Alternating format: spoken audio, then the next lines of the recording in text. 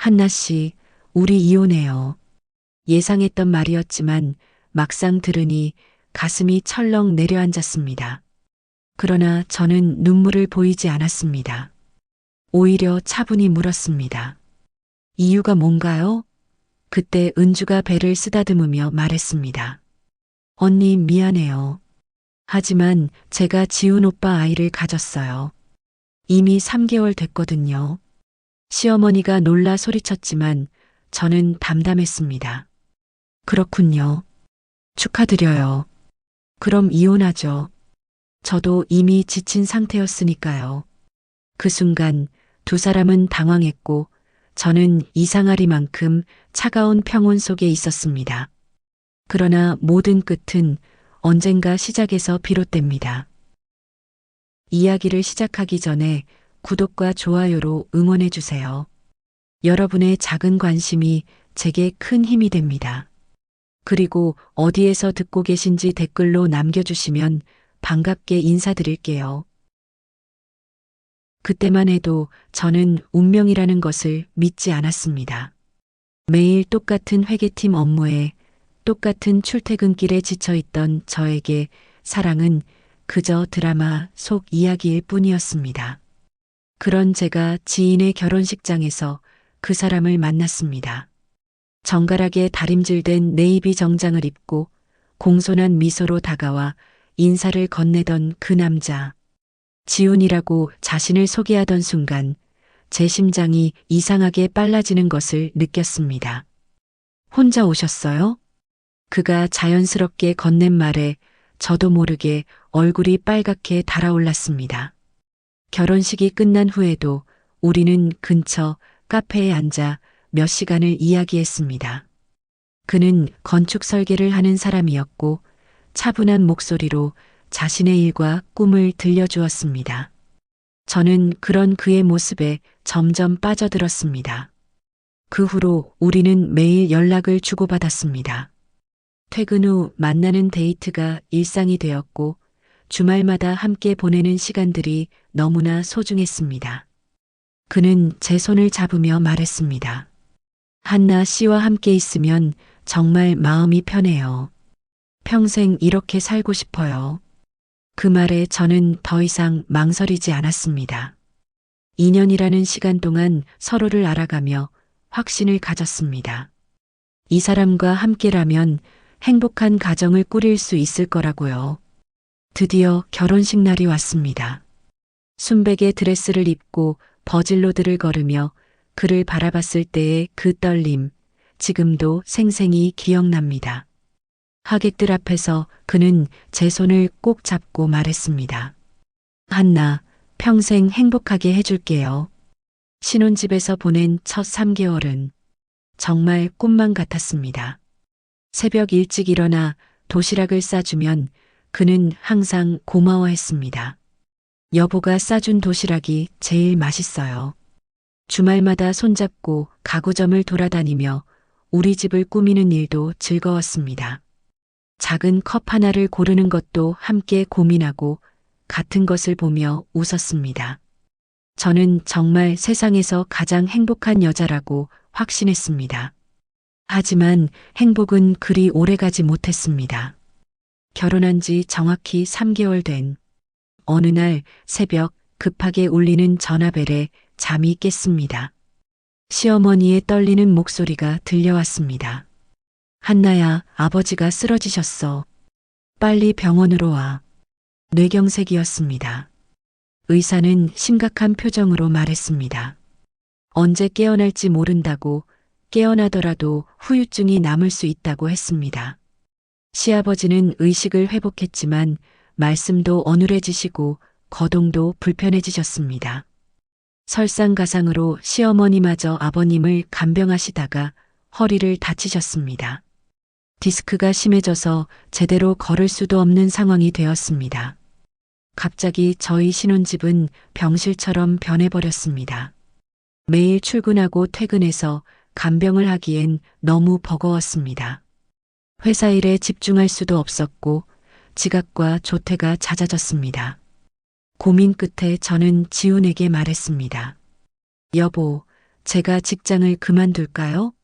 이 상황에서는 제가 집에서 부모님을 돌봐야 할 것 같아요. 지우는 잠시 생각하더니 고개를 끄덕였습니다. 그래요. 당분간만 고생해요. 나중에 상황이 나아지면 다시 취업하면 되니까. 그렇게 저는 5년간 다니던 회사를 그만두게 되었습니다. 동료들과의 이별도 아쉬웠지만 가족이 우선이라고 생각했습니다. 하지만 현실은 생각보다 훨씬 가혹했습니다. 시아버지는 하루 종일 침대에 누워 계시면서 3시간마다 기저귀를 갈아드려야 했고, 시어머니는 허리가 아파서 집안일을 전혀 하실 수 없었습니다. 모든 것이 제 몫이 되었습니다. 아침 일찍 일어나서 시아버지 세수시켜드리고, 죽 끓여서 먹여드리고, 시어머니 약 챙겨드리고, 빨래하고, 청소하고, 하루가 어떻게 지나가는지 모를 정도였습니다. 점점 친구들과의 만남도 줄어들었습니다. 외출할 시간도 여유도 없었습니다. 화장을 할 시간조차 아까워서 맨얼굴로 지내는 날이 많아졌습니다. 거울을 보면 결혼 전에 제 모습을 찾기 어려울 정도로 초췌해져 있었습니다. 지우는 퇴근 후에도 피곤하다며 방에 들어가 버리곤 했습니다. 신혼 초기의 달콤한 대화들은 온데간데 없이 사라졌습니다. 우리가 함께 웃고 이야기하던 그 시간들이 너무나 그리웠지만 지금은 그럴 여유조차 없었습니다. 밤늦게 모든 일을 마치고 나면 너무 지쳐서 침대에 쓰러지듯 누워야 했습니다. 이것이 정말 제가 꿈꾸던 결혼 생활인가 하는 생각이 들면서 눈물이 나왔습니다. 하지만 가족이니까 당분간만 참으면 된다고 스스로를 달랬습니다. 시간이 지날수록 지훈의 태도는 점점 차가워졌습니다. 처음에는 피곤해서 그런가 보다 했는데 이제는 명백히 저를 대하는 방식이 달라졌습니다. 아침마다 정성스럽게 차려드리는 밥상 앞에서 그는 젓가락질을 몇 번 하더니 인상을 찌푸렸습니다. 이거 너무 짜네요. 어제는 싱겁다고 했는데 오늘은 또 이렇게 짜고 어떻게 해도 만족스러워하지 않았습니다.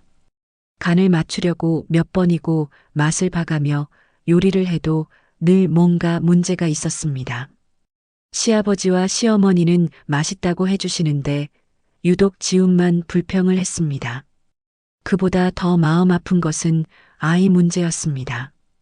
결혼한 지 벌써 8개월이 지났는데도 아이가 생기지 않자 지우는 노골적으로 저를 몰아세웠습니다. 다른 집은 다들 신혼 때 금방 생기던데 당신은 왜 그래요? 뭔가 문제가 있는 거 아니에요? 그 말을 들을 때마다 가슴이 철렁 내려앉았습니다.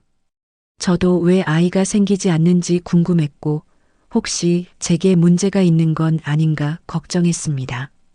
인터넷을 뒤져가며 임신에 좋다는 음식들을 찾아 먹어보고 배란일을 계산해서 알려줘도 지우는 귀찮다는 듯이 대했습니다. 이런 식으로 계산하고 맞춰서 하는 게 무슨 의미가 있어요? 자연스럽게 되는 게 정상인데. 하지만 정작 아이가 생기지 않으면 또 저를 탓했습니다. 모순적인 그의 말들에 저는 점점 혼란스러워졌습니다. 무엇보다 견디기 어려웠던 것은 제 외모에 대한 지적이었습니다.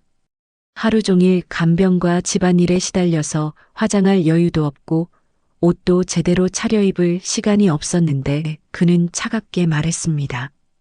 여자가 집에서 하루 종일 이 모양으로 있으니까 매력이 안 느껴져요. 결혼 전엔 그렇게 예뻤는데 지금은. 그 말이 얼마나 가슴을 후볐는지 모릅니다. 저도 예전처럼 예쁘게 꾸미고 싶었습니다. 하지만 현실이 그럴 수가 없었어요. 아침 6시에 일어나서 밤 12시에 잠들 때까지 쉴 틈이 없는데 언제 화장을 하고 머리를 하라는 건지 이해할 수 없었습니다. 밤마다 혼자 눈물을 흘렸습니다. 이게 정말 제가 꿈꾸던 결혼 생활인지 제가 뭘 잘못했는지 계속 자책했습니다. 신혼 때 그렇게 다정하던 남편이 왜 이렇게 변했는지 알 수가 없었습니다. 시아버지는 말씀이 어눌해지셨지만 눈치는 빨랐습니다. 어느 날 지훈이 또 저에게 차갑게 대할 때 떨리는 목소리로 말씀하셨습니다. 지훈아, 한나가 얼마나 고생하는데 너무하지 마라. 그 순간 지훈은 잠시 미안한 표정을 지었지만 금세 다시 차가워졌습니다. 제 마음속의 균열은 점점 더 깊어져만 갔습니다. 그러던 어느 날 오랫동안 연락이 끊어졌던 고등학교 친구 은주에게서 전화가 왔습니다. 한나야, 나야, 은주. 오랜만이다. 결혼했다며? 축하해. 반가운 목소리였습니다. 고등학교 때부터 절친이었던 은주와는 각자 바쁜 일상에 쫓겨 몇 년째 연락이 뜸했었는데 갑작스럽게 연락이 와서 놀랐습니다. 우리 한번 만나자. 내가 새로 이사한 집에 놀러와. 신혼살림도 구경하고 싶고. 며칠 후 은주가 보내준 주소를 찾아갔을 때 깜짝 놀랐습니다. 강남의 고층 아파트였습니다. 엘리베이터를 타고 올라가는 동안 가슴이 두근거렸습니다. 고등학교 때는 저보다 성적도 낮고 집안 형편도 비슷했던 은주가 이런 곳에 산다는 게 믿기지 않았습니다. 문을 열고 나온 은주의 모습에 한 번 더 놀랐습니다. 값비싸 보이는 원피스에 명품 가방, 완벽한 메이크업까지 완전히 다른 사람 같았습니다. 한나야, 어서 와. 와, 너 진짜 오랜만이다. 집안은 더 충격적이었습니다. 넓은 거실, 고급스러운 가구들, 벽에 걸린 비싼 그림들, 마치 잡지에서나 볼 법한 인테리어였습니다. 은주야, 너 정말 대단하다. 이 집이 다 내 거야? 응, 내가 스타트업 회사를 차렸거든. 처음엔 정말 힘들었는데 지금은 그래도 제법 자리를 잡았어. CEO가 됐다니까. 자랑스럽게 말하는 은주의 모습을 보며 저는 괜히 초라해졌습니다. 저는 직장도 그만두고 집에서 간병만 하고 있는데 은주는 이렇게 성공해서 살고 있다니. 그런데 더 충격적인 일이 일어났습니다. 은주가 지훈도 함께 오라고 해서 저녁 식사 자리를 마련했는데 지훈의 태도가 완전히 달라졌습니다. 은주가 회사 이야기를 할 때마다 지훈은 눈을 반짝이며 감탄했습니다. 정말 대단하시네요, 은주 씨. 이 나이에 벌써 CEO라니. 존경스러워요. 평소 저에게는 차갑기만 하던 그 목소리가 은주에게는 왜 그렇게 다정할까요? 은주의 농담에도 과장되게 웃어주고 계속 칭찬을 아끼지 않았습니다. 집으로 돌아가는 차 안에서 지훈은 계속 은주 얘기만 했습니다. 은주 씨 정말 대단한 것 같아요. 똑똑하고 능력도 있고. 그에 비해서 그 말을 끝까지 하지는 않았지만 저는 그 뒤에 숨은 의미를 알 수 있었습니다. 그에 비해서 당신은 이라는 말이 생략되어 있다는 것을 그날 밤 잠들지 못하고 뒤척이며 생각했습니다. 남편의 시선이 더 이상 저를 향하지 않는다는 것을 본능적으로 느꼈습니다. 뭔가 돌이킬 수 없는 일들이 시작되고 있다는 불길한 예감이 들었습니다. 며칠 후 저는 더 이상 참을 수 없어서 대학 동창인 강우가 운영하는 산부인과를 찾아갔습니다. 지훈의 계속된 비난에 정말로 제게 문제가 있는 건 아닌가 하는 불안감이 커져만 갔기 때문입니다. 강우는 의과대학 때부터 성실하고 따뜻한 성격으로 유명했던 친구였습니다. 졸업 후 산부인과 전문의가 되어 개업한 지 3년 정도 됐다고 들었습니다. 한나야, 정말 오랜만이다. 그런데 얼굴이 많이 상해 보이는데 괜찮아? 강우는 저를 보자마자 걱정스러운 표정을 지었습니다. 거울을 제대로 본 지 오래되어서 몰랐는데 제 모습이 그렇게 초췌해 보였나 봅니다. 강우야, 사실 그게 결혼한 지 8개월이 넘었는데 아이가 안 생겨서 혹시 내가 문제가 있는 건 아닌가 싶어서 왔어. 강우는 진지한 표정으로 고개를 끄덕였습니다. 알겠어. 우선 기본적인 검사들을 해보자. 너무 걱정하지는 마. 요즘은 스트레스 때문에 임신이 잘 안 되는 경우도 많거든. 검사를 받는 동안 마음이 조마조마했습니다. 혹시 정말 제게 문제가 있다면 어떡하지? 그럼 지훈의 말이 맞는 건가? 온갖 생각이 머릿속을 맴돌았습니다. 일주일 후 결과를 들으러 갔을 때 강우는 안심시키는 표정으로 말했습니다. 한나야, 검사 결과 모두 정상이야. 호르몬 수치도 정상이고 난관도 막힌 곳 없고 배란도 잘 되고 있어. 너한테는 전혀 문제가 없어. 그 말을 듣는 순간 안도감과 동시에 복잡한 감정이 밀려왔습니다. 제게 문제가 없다면 왜 아이가 안 생기는 걸까요? 그런데 한나야, 임신은 혼자 되는 게 아니잖아. 남편분도 검사를 받아보는 게 좋겠어. 요즘은 남성 불임도 꽤 많거든. 강우의 말에 깜짝 놀랐습니다. 지금까지 당연히 여자에게만 문제가 있을 거라고 생각했는데 남자에게도 문제가 있을 수 있다는 건 생각해 보지 못했습니다. 집에 돌아와서 지훈에게 조심스럽게 말했습니다. 여보, 제가 산부인과에서 검사를 받았는데 저는 이상이 없대요. 그런데 의사가 남편분도 검사를 받아보라고 하네요. 지훈은 즉시 얼굴을 찌푸리며 반발했습니다. 남자가 뭔 검사를 받아요? 그런 건 다 여자 문제지.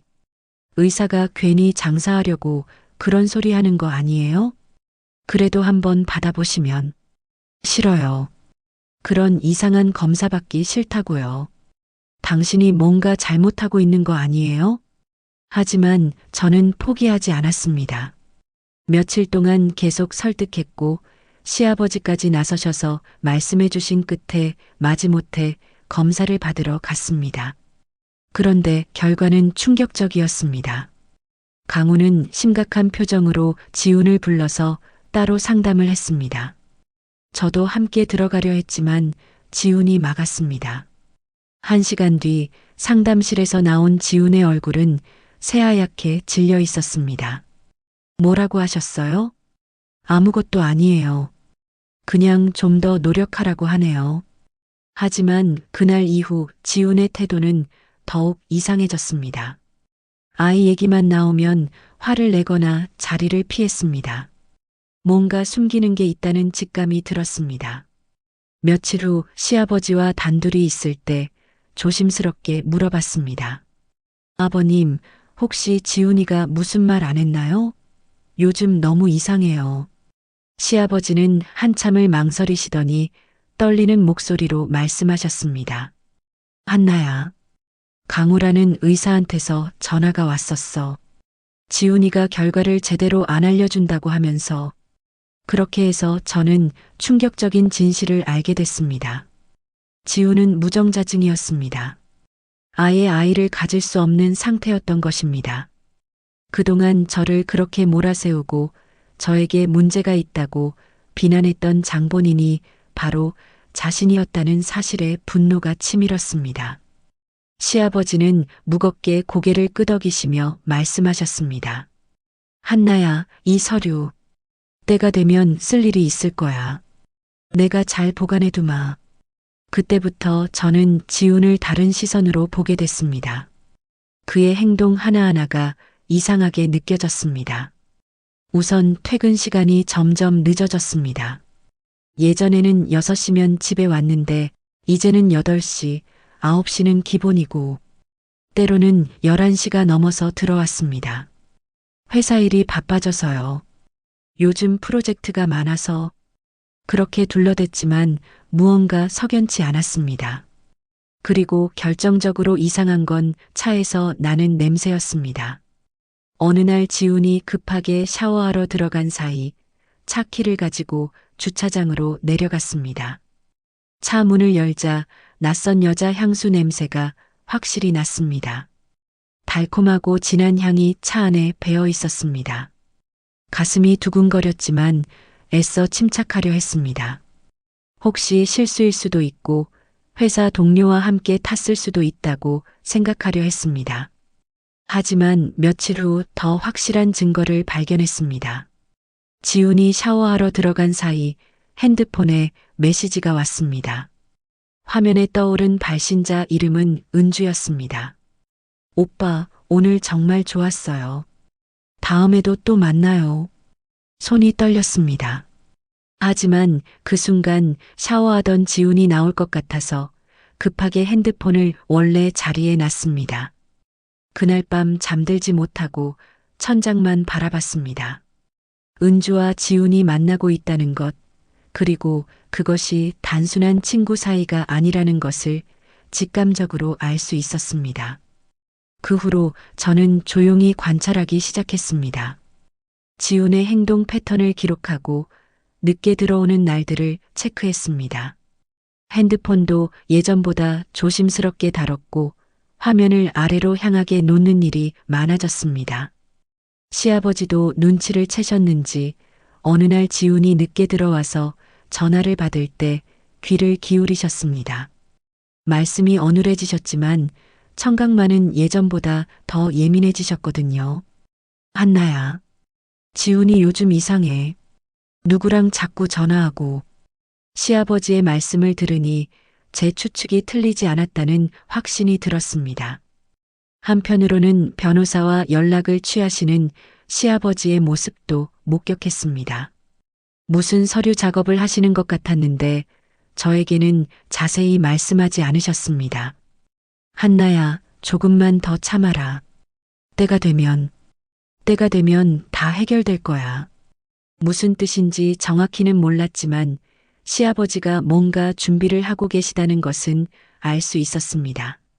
저는 무너져가는 마음을 억지로 다잡으며 언젠가 찾아올 그 순간을 기다렸습니다. 진실이 모두 밝혀질 그날을 말입니다. 그토록 기다리던 날이 마침내 왔습니다.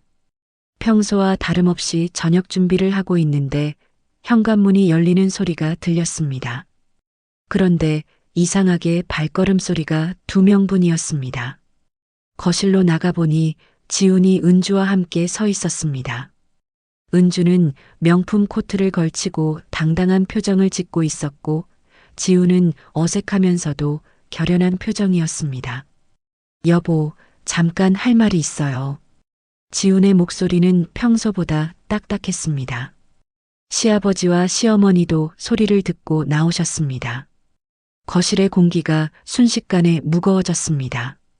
뭔 일이에요? 은주 씨도 함께 오셨네요. 애써 평정을 유지하며 물어봤지만 이미 무슨 일이 일어날지 직감하고 있었습니다. 지훈은 잠시 망설이더니 입을 열었습니다. 한나 씨, 우리 이혼해요. 예상했던 말이지만 실제로 들으니 가슴이 철렁 내려앉았습니다. 하지만 저는 눈물을 보이지 않았습니다. 오히려 차분하게 물어봤습니다. 이유가 뭔가요? 그때 은주가 나서면서 배를 살짝 쓰다듬었습니다. 언니 미안해요. 하지만 제가 지훈 오빠 아이를 가졌어요. 이미 3개월 됐거든요. 그 순간 시어머니가 깜짝 놀라며 소리쳤습니다. 뭐라고? 이게 무슨 소리야? 하지만 저는 오히려 담담했습니다. 이미 예상하고 있던 일이었고 마음의 준비도 어느 정도 되어 있었기 때문입니다. 그렇군요. 축하드려요. 제 반응에 지훈과 은주 모두 당황한 표정을 지었습니다. 울거나 화를 낼 거라 예상했던 모양입니다. 그럼 이혼하죠.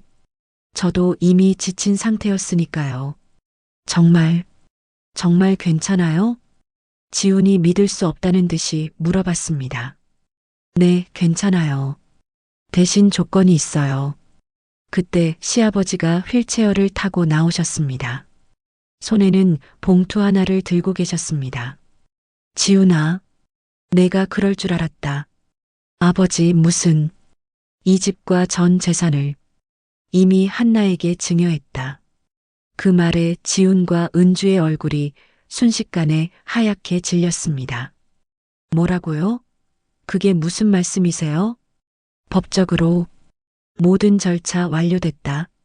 너희들이 바람 피우는 동안 변호사와 함께 준비했다.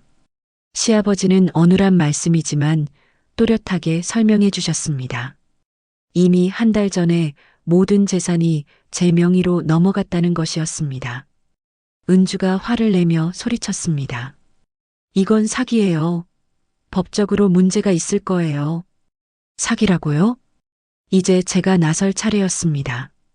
지금까지 숨겨왔던 카드를 꺼낼 때가 온 것입니다. 서랍에서 봉투를 꺼내 은주 앞에 내밀었습니다. 은주 씨, 그 아이가 정말 지훈 씨 아이예요? 당연하죠. 누구 아이겠어요? 하지만 지훈 씨는 아이를 가질 수 없는 몸이에요. 봉투에서 진단서를 꺼내 들었습니다. 무정자증 진단서예요. 지훈 씨는 씨 없는 사람이에요.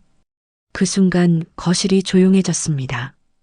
은주의 얼굴에서 핏기가 사라졌고 지훈은 말을 잇지 못했습니다. 그러니까 은주 씨 뱃속의 아이는 다른 남자 아이겠죠. 지훈 씨를 속이신 거네요. 은주는 그제야 상황을 깨달았는지 비틀거리며 주저앉았습니다. 이런 일이. 지훈 씨는 자신의 문제를 숨기고 저를 계속 탓했어요. 그러면서 다른 여자와 바람을 피웠고요. 이제 모든 게 밝혀졌네요. 그로부터 6개월이 지났습니다. 이혼은 생각보다 빨리 진행됐습니다. 지훈이 할 말이 없었기 때문입니다. 은주는 진실을 알고 난 후 지훈을 차버렸습니다. 뱃속 아이의 진짜 아버지를 찾아가야 한다며 황급히 사라졌죠. 지훈은 집도 돈도 사랑한다고 믿었던 여자까지 모든 것을 잃었습니다. 저는 시아버지의 배려로 받게 된 이 집을 카페로 개조했습니다. 한나의 정원이라는 이름을 붙였고 1층은 카페, 2층은 시아버지와 시어머니가 편안하게 지내실 수 있도록 꾸몄습니다. 카페 오픈 첫날부터 손님들이 많이 찾아주셨습니다. 정성껏 내린 커피와 직접 만든 케이크의 맛이 입소문을 탔나 봅니다. 그동안 시댁 식구들을 위해 요리하며 늘린 실력이 이렇게 도움이 될 줄은 몰랐습니다. 사장님, 이 케이크 정말 맛있어요. 어디서 배우셨어요? 손님들의 칭찬을 들을 때마다 가슴이 뿌듯했습니다. 오랜만에 느끼는 성취감이었습니다. 무엇보다 기뻤던 것은 웃음을 되찾은 것이었습니다. 손님들과 대화를 나누고 직원들과 농담을 하며 지내는 일상이 너무 소중했습니다. 어느 날 강우가 카페에 찾아왔습니다. 한나야, 정말 많이 밝아졌다. 예전 모습을 되찾은 것 같아서 기뻐. 고마워, 강우야. 너 덕분에 진실을 알게 됐으니까. 그런데 혹시 시간 되면 저녁이나 한번 같이 할까? 오랜만에 대학 동창들끼리 모임도 있고. 강우의 조심스러운 제안에 가슴이 두근거렸습니다. 며칠 후 동창 모임에서 만난 강우는 더욱 다정했습니다. 다른 친구들이 자리를 뜨고 둘만 남았을 때 그가 진심 어린 목소리로 말했습니다. 한나야, 너 같은 여자는 다시 못 만날 것 같아. 이번 일을 겪으면서 더 단단해진 것 같고 진짜 아름다운 사람이라는 걸 알게 됐어. 그의 고백에 얼굴이 빨갛게 달아올랐습니다. 오랫동안 잊고 있던 설렘이었습니다. 강우야, 나도 너와 함께 있으면 정말 편해. 이제 저는 알게 됐습니다. 진정한 행복은 억지로 붙잡아두는 게 아니라는 것을. 서로를 진심으로 아끼고 존중하는 사람들과 함께할 때 자연스럽게 찾아온다는 것을 말입니다. 카페 창가에 앉아 따뜻한 햇살을 받으며 생각합니다. 그 힘든 시간들이 결국 저를 더 강하게 만들어줬고 진짜 소중한 것들을 깨닫게 해줬다는 것을요. 지우는 지금 고시원에서 홀로 지내고 있다고 들었습니다. 가끔은 안쓰럽기도 하지만 그건 그가 선택한 길의 결과였습니다. 저는 이제 새로운 꿈을 꾸고 있습니다. 카페를 더 키워서 많은 사람들에게 따뜻한 휴식 공간을 제공하고 강우와 함께 진짜 가족을 만들어가는 꿈을요. 때로는 힘든 일들이 우리를 더 나은 곳으로 이끌어주는 것 같습니다. 지금의 저처럼 말이에요. 제 이야기가 재미있으셨다면 구독과 좋아요로 응원해주세요. 알림 설정도 해주시면 다음 이야기도 놓치지 않고 들으실 수 있습니다. 그리고 어디에서 듣고 계신지와 여러분의 생각도 댓글로 나눠주세요. 긴 이야기 들어주셔서 고맙습니다. 오늘도 행복한 하루 보내세요.